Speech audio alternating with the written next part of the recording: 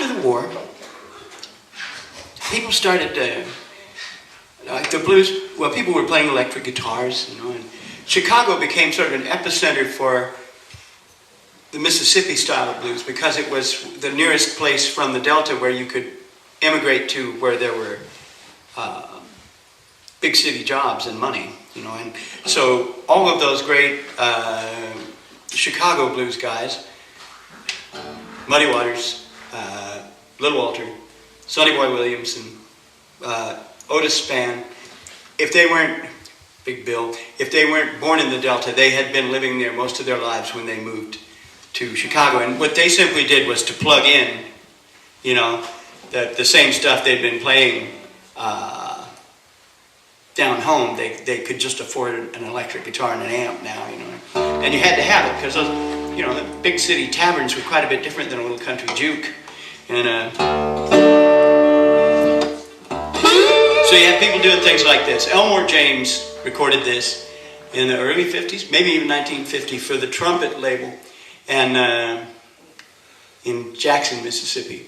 And he was a contemporary of Robert Johnson. Nobody just killed him off at 28 or however young Robert Johnson was. They had a lot of the same repertoire because they're like basically from the same place.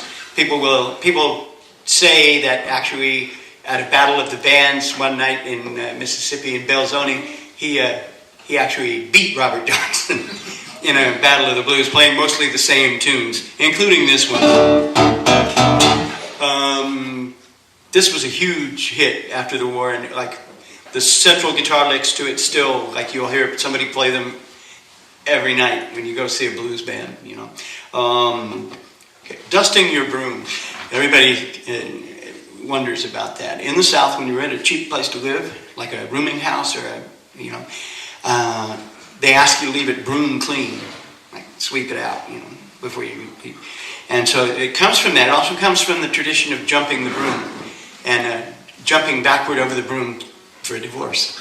And you knock the dust off the broom.